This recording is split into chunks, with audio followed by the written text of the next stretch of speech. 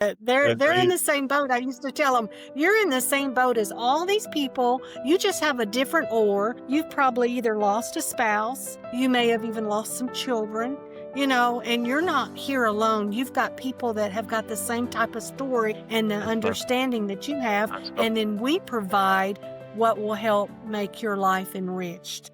Hello and welcome back, everyone. I'm your host, Mitch Simpkins, and this is Wins for Widows, where you get practical guidance from the mouth of professionals who are all united in helping you get back on your feet and after experiencing the loss of a loved one. Together, we'll uncover the rooted question that you might be asking yourself, what now and what should I do next? Today, I'm super excited to introduce and to host Pamela Roe. Pam has spent 37 years as the director of nursing for the oldest assisted living facility in Murfreesboro, Tennessee. The facility that she worked for was the first assisted living facility to be able to give a license to open a dementia care unit in the state of Tennessee. She became a licensed practical nurse in 1983 and is certified in dementia care and receiving the Whatever It Takes award from the Leading Age Association of Tennessee,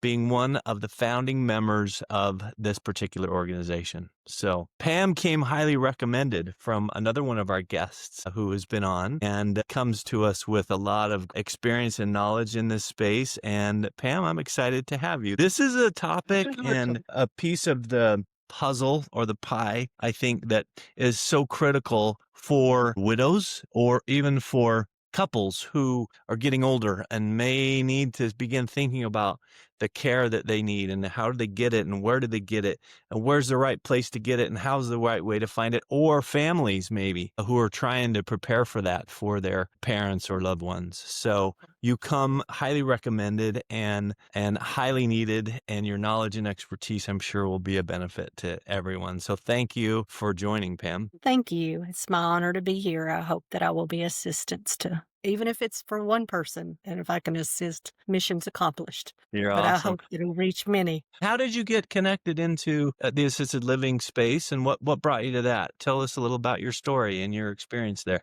As a child or a young girl, I worked at a flower growing center where they sold flowers to florists. And at like Mother's Day or Valentine's Day, it was called Flower Fair, and they delivered flowers to nursing homes. And I went and helped them deliver flowers to nursing homes. And at that point in time, I had a connection to elderly people, knowing that they needed somebody to care for them and to love on them and just be a listening ear.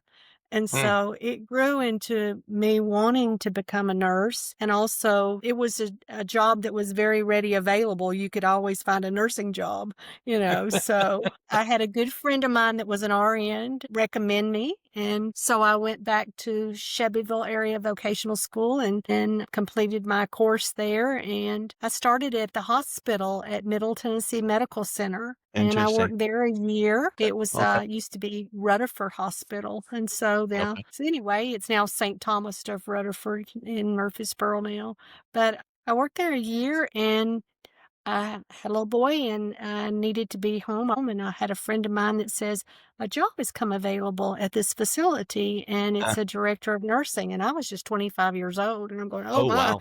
yeah, I don't know if I can do that. And she said, sure you can. So I was interviewed by the director there and also interviewed by board of directors. It is a faith-based facility, not for profit, sponsored by the Churches of Christ. And so being a member of the Church of Christ, I felt like that I could give back, and this could be a part of my ministry. And so I was very fortunate to be hired at that young age, and I kept that title till the day I retired. That is so awesome. So you had 1 year somewhere else. All the rest of your career were in that facility, in that one place. That's incredible. That's so cool. So I tried to do the math, Pam. When we talked earlier, you said you were like 29 or 30 right now, right?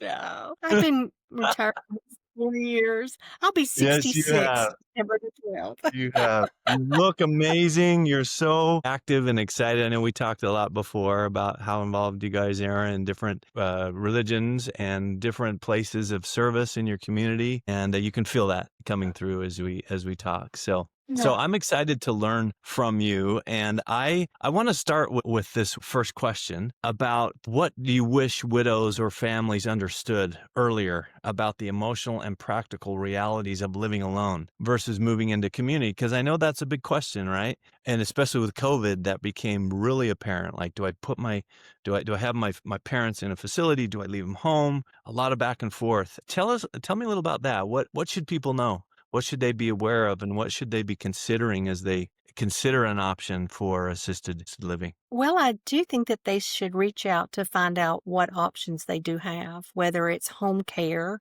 hiring somebody personally to come in and care for your loved one. Most homes today, the husband and wife are working as a general rule. And with that in mind, if you have an elderly person move in, then who's going to care for them if they have needs during the day for their activities of daily living? Yeah, And so, with that in mind, there's sources that are out there that can help you, even through your church and your community, that will help, locate somebody that could help you in that area. Or there's the choices of looking at assisted living facilities or even dependent living facilities that provide some type of care. yep, So, yep. with that in mind, it just depends on what you are wanting for your loved one and where they best might fit in. Do you understand what I'm Yeah, saying? Because yeah. some people might And not fit explain real in. quickly. Everyone probably knows this, but just to clarify, the difference between independent living and assisted living. Talk Okay. about that. How do they differ? Okay. In our independent living, they have an apartment and they have a nurse call light, but they are not really provided nursing care. Mm, They take their own medication. Maybe they are checked on, it just depends on each facility as to what they have to offer. But our facility actually checked on these residents because we offered a noontime meal with their rent that helped us have eyes on them every day mm, to make sure mm. they were okay. And Yeah, if they didn't come to a meal, then we were going out to check on them to see that if there was an issue. So they were asked to sign in and sign out just so we knew that they were okay. very And cool. then we kept up with, we did keep up with stuff in the independent, like their medicine list and emergency contacts, because everybody has to have a power of attorney when you usually move into a facility, somebody to act for you in case you are unable to act for yourself. Interesting. Okay, so that's a standard procedure, power of attorney when they move in. In a facility, yes. Interesting. And so, as we talked about before, independent living, those definitions aren't the same for across every facility across. It's not a standard Right. definition. So really the basis is you got to go in and ask questions, That is understand correct, what because the, there's some facilities that just doesn't provide anything. You're yeah, there, there might be a nurse call, but there's not any kind of care whatsoever. yeah, Where in our facility, there is some little bit of short periods of time to help a person to stay there in that apartment. But when the time comes that that person needs more daily care, more assistance,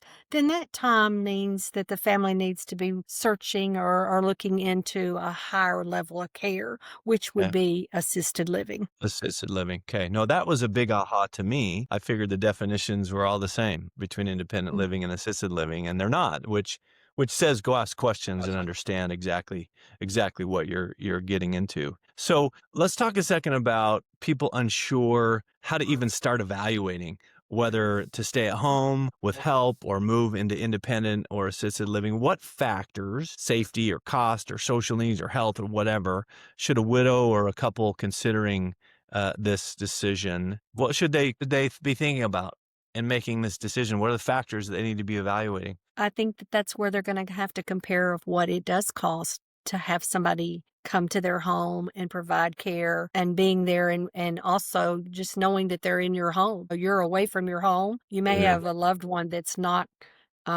quite accountable for their safety and just overall well-being. And then you've got a person that you've hired in and Mm, you're depending on them to take care of that holistic loved one of yours. mm, So you have to weigh that. And there are they're home. You see them on TV all the time, moms at home or, whatever. There's places of business that are offering them to come in, and that's all they specifically do is come to your home and take care of your loved one. And Mm. that's an avenue that you should certainly check into to see if it's going to fit your, what your needs are for your loved one, because you're looking out for their best interest. Even though you hire somebody to come into your home, you've only got a one-on-one situation where when you go to a facility, all the Mm. little residents that are there, excuse me, I shouldn't call them little residents, but all the residents that are there, they were, uh, with due respect to them, all the residents that are It's an there, they're in endearing the term, same boat, man. you know? It's an They're in the endearing same boat. term.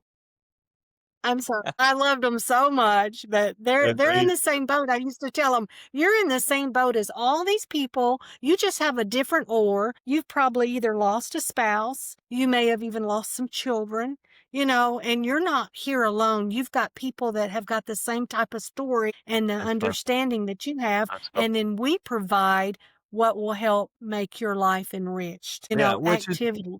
which is one of the benefits of going to a facility versus staying at home, right? Talk a little about that. There's definitely differences in that. Absolutely.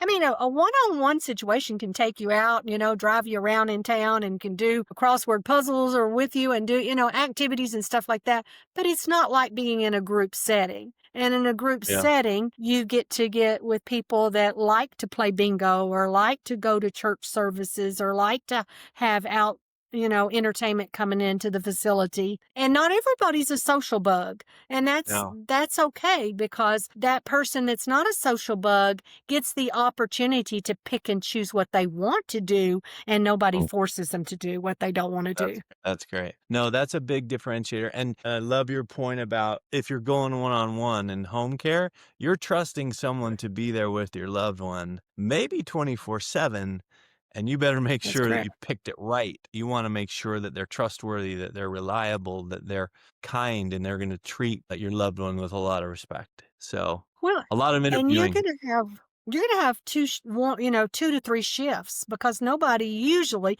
you might find a few people that might move in, live, and whatever, but that's kind of a rarity. It's usually Int you're gonna find 2 shifts or 3 shifts a day. Multiply that, from your Monday through Friday crew to maybe your weekend crew, or how you're, and your loved one, the family member is constantly, they're depending on that, place of business to provide those. And if they don't show up, who shows up? Then Yeah, that means the loved one has to be there. interesting. Maybe they have to take a day off from work if they don't get to provide that care. Somebody Yeah. said, and that truly has happened. And so in a facility like Stones River Manor, you have somebody 24/7, and you don't have to worry about if they don't show up, because that's their job to make sure. And as the director of nursing, if a nurse didn't show up and I couldn't find somebody to work, and we were getting into hiring agencies as COVID hit. But prior to that, if they didn't show up, then it was my job to show up. And that was 24 hours, 7 days a week. Luckily, I was on call that long, but Mhm, luckily I had a fabulous crew and a very devoted crew. And I mhm. worked very few hours as far as being a nurse on the floor. They knew I needed to do my job. And so that was very important, because it's just kind of overseeing to make sure that ship stays afloat and doesn't sink. So Pam, obviously COVID kind of changed the perception of people, and especially when they couldn't go in and see their loved one at a facility. It probably pushed, and you'll know this better than I, but I would imagine it pushed more people to having home care than prior, and building and rebuilding that trust back into the system, I think is a process, right? And is happening. So for people who are looking at these facilities, for people who are considering, like, what do they need to be looking at? What questions do they need to be asking? What do they need to be hearing and seeing and smelling and touching and whatever it is to get a feel for what that is? What do they do? What do you recommend for them? Believe that, as a loved one, you should go to from facility to find out what's available in your community, and then tour those facilities. Talk Mm. to whoever represents their facility and take a tour, looking for yourself to see if There's a lot of beautiful new buildings in facilities. And I've always told family members sometimes it's not about the brick and mortar. As long as it's a good, clean, safe environment, then you're going to be looking at what kind of care does that facility give. And Yeah. there are ratings out there that you can look up, and these Oh, facilities are rated on the kind of care that they give. And so you can look that up. You can Google it on what is it, a 5-star facility or where, and you can also see where people have made reviews, and sometimes you can pick up, was that a disgruntled employee that just mhm. left because, they didn't, They're mad. something didn't work out and they just want to Yeah. bash the facility? That Yeah. happens. You need to look at the general, not just pick up on one or two bad, reviews, but talk to the community, talk to people that that may have had a loved one in this facility that you choose. And it's find out all that they have to offer. Mm. Is it an a la carte facility that I pay one price and I get anything that they need? Or is it a tier level as that your loved ones needs higher level of care that they pay according to their needs? Which that Mm. was what Stones River Manor was about. If you didn't need medicine assistance, you didn't pay for medicine assistance. If Mhm. you didn't need bath assistance, you didn't pay for it. But there are Well, facilities that you pay a la carte kind of. and there were resources to pay for your expenses with your facility, correct? I mean, if you didn't have Well, money, there was some help that you could receive. there it could be in the future, yes. I mean, they look at all avenues of how you can pay. Yeah. And when I first started, you could come in one day and the next day you could say, "Oh, I'm out of money." And then the Churches of Christ started sponsoring you. But they Good. knew that if they continued to do that, they would go broke. So they had to put some bylaws in, to figure out, Okay. how we're Yeah. going to cover this. I mean, they're asking, do you have long-term care insurance? And a lot of times your long-term care insurance, or some of the times, depending, and when you're getting a policy for long-term, you need to see if it does have assisted living. Does it have home care? Mm. Are these areas? And a lot of times they will ask for 3 ADLs for them to pay. That would be assistance with dressing, bathing, and medication, or Mm. prompting. You have to be a licensed person to give medicine, but you can prompt somebody to take medicine. So with those assistants, sometimes those policies will pay. And so Mm. that's a good avenue. But at Mm. Stones River Manor, when I left, if a resident lived there 3 years and they ran out of funds, then they would apply for the benevolent fund, and it's sponsored by the Churches of Christ. And to the day I left, they never turned down anybody that was Mm. in need that was living there, Mm. the Churches of Christ, and it didn't matter what religion. And so, but I mean, they reached out to family members to say, how much can you pay? Or is there somebody, your Interesting. siblings, can they help pay? And, they did all they could to provide the Good. funds. And the nice thing about the benevolent fund is if people make donations to benevolent fund, it goes directly to the resident. It goes, nothing about operations does that go to. Interesting. So Is that that was, and typical, Pam? Is that typical? Is that no, or is that very atypical that there's not churches that will sponsor that throughout the country? Is that just a kind of a one-off and a very I special? almost think it is atypical because, and that's one of the beauties of working there, but there's still other avenues. Like I said, checking in. Yep. There's a program called Choices, and a lot of times it has to do with how much income that resident has coming in Yeah. on a Okay. monthly basis. And so Okay. there is assistance, but there's VA, benefits if they were a Yeah. veteran. So Okay. those are areas that all this needs to be checked into to make sure that, you're covering all your bases to get all the assistance, especially if your loved one did not prepare, or maybe their spouse had Alzheimer's and they depleted a lot of their funds. And Yeah. if, that's something as a couple that if one gets Alzheimer's or dementia and requires care, your funds can go out the door Yeah. really fast before you know it. So you need to make preparation. How do you take care of one and see that they're going to be taken care of for life while the other one's still being taken care of too? But yet, Yep. you may only have Yep. that one income or Yeah. combined income. Yeah, yeah. One of the things we do when we plan with our clients to that stage, we say like there's an option. Your home and the value of your home can become your long-term care benefit, your long-term care insurance. But that's only effective if there's only one of you that needs care, and if the other one needs to continue to remain in the home, you're not going to sell it, right?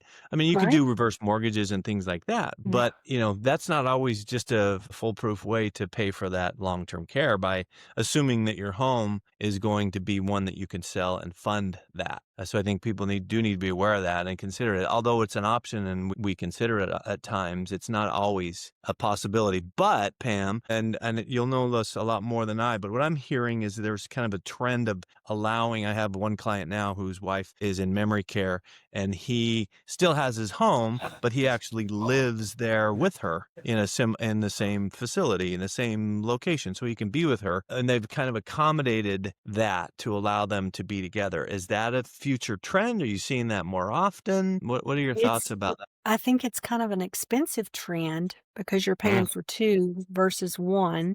mm. But how do you put a price if them funds are available? You can't put a price on time and love. I Yeah, mean, good point. we only have so much time, and the amount of love you can give is the quality of time that you get to be with them, you know? Love that. So, Love that. and that longing, you're separating, you're like saying, this is a death before the death comes, and you don't want that to happen. You want No. to keep them together as long as possible. That's what they said, death do us part, not because you got sick. It says in sickness and health. So you have, in honoring those vows, it is till you draw your last breath but it is expensive. So you have to work through, if you can afford that, that is okay. Sometimes, let me tell you, that facilities will look at a situation like that and give them a semi-private rate versus a Mm, full rate. Do you see yeah. what I'm Okay. saying? Yeah, yeah, yeah, Even if yeah, they have 2 separate rooms, yeah. maybe one is in the dementia unit, but the other one doesn't need to be, and they get to go visit and they're there and they're close by and they feel very safe and secure because they've got all the other amenities that the facility offers. But they may offer them a semi-private rate in a private room. You know what I'm Mm, saying? yeah, Just trying yeah. to accommodate. And I think that's a To beautiful accommodate. thing to do. Yeah, yeah. I think for this client, I asked him what he's paying, and I said, "How much more is it for to have you there?" And it didn't sound like it was significantly more, so maybe they offered some type You're of a offering a concession and a discount. rate, but it's been a blessing for them to be able to be together and, to Yes. allow, them to spend time. I love how you say that, time and love go hand in hand, and expressing that as long as you can together is super important. Pam, you touched on this a little bit. I know we're almost out of time, but I want to touch on this a little bit more because I think making sure that you got the right facility and the people with a heart that are there to love and serve and do it well, right? Correct. How do you get to that? How do you assess that? I know there's ratings that you've mentioned those other places, but how do you really like go into a facility and assess that? How do you feel it? How do you understand that? Is there a good way to do that? It certainly is, because I think when you enter the door, you should feel the warmthness of that facility. If you Mm, get a cold feeling, I'm not saying don't shut the door on that, but as you walk through that facility, you should see smiling faces, people mm, greeting you. You should see interactivities, interaction between int- employees and residents. You shouldn't see Interesting. somebody just sitting over there by themselves and they look like they need cared for and nobody's paying attention. And Mm, so, and you should be able to ask questions. I would think that the tour guide would love to stop and say, this is nurse so and so. She's been here this many years. Or, and that's a good question to ask. How much turnover do you have in your staffing? oh, Because good, if you have good. longevity in staffing, then your staff gets to know your loved one really personal. But if that's a Yeah. person that's coming and going constantly, then your loved one's in distress because she's got a stranger taking care of her all the time. That's Wow. something to Wow. know. Wow. Wow. Great advice. And 37 years, Pam, that's a long time. Almost. Just And shy of 37. And if you were in the door for me walking in to take one of my parents there and you greeted me, I would feel warm. I would feel that Thank you. welcoming, and Thank you. you have Well, that spirit, and I love that comment, just asking questions, looking, evaluating, yes. seeing the Yeah, interaction. and smelling, like you said, smelling, making sure it's clean. Make Yeah, sure down the hallway their garbage cans aren't overflowing or, their furniture is not in a disarray. And they do may have activities at times and things gets, moved around a bit, but there should be staff there immediately just about ready to pick up the pieces and make it back as a homey environment for that loved yeah, one. you And can. and the loved one has an opportunity when they're living there to help and be a part, whether it's if they want to fold towels, give them that opportunity. If they want to help dust, give them, let them Yeah, be involved. I'm not yeah, saying make them work. I'm just saying make them feel useful because they've got still so much to give, but their mhm. wisdom is what they really have to give. Isn't that amazing? Isn't it amazing? If you could only have the body of a 25-year-old and the wisdom of a 90-year-old, that would be a good combo. Yes, sir. I agree. Maybe someday, Pam, we'll get both. I hope so. Well, I'm looking for that. That's the plan, right? That's the hope. Yes, That's the sir. hope. Well, Pam, anything else? Any last minute advice or things that we haven't hit that you think people need to know about? Well, I want to wish everybody the best of luck, and I just, taking care of your loved one is an honor. It's not just a duty, but because that duty should be looked at as an honor because not everybody has that privilege. And we don't know, my father died at almost 93, but my mother in April will be 98 years old, and I'm still part of her caregiving 7 days a week. And I Are love you it. really? Wow. And Wow. she Wow. still lives at home, and we are able to provide between my brother and myself, we are able to provide her care that she needs, and, That's awesome. it's just a That's awesome. blessing.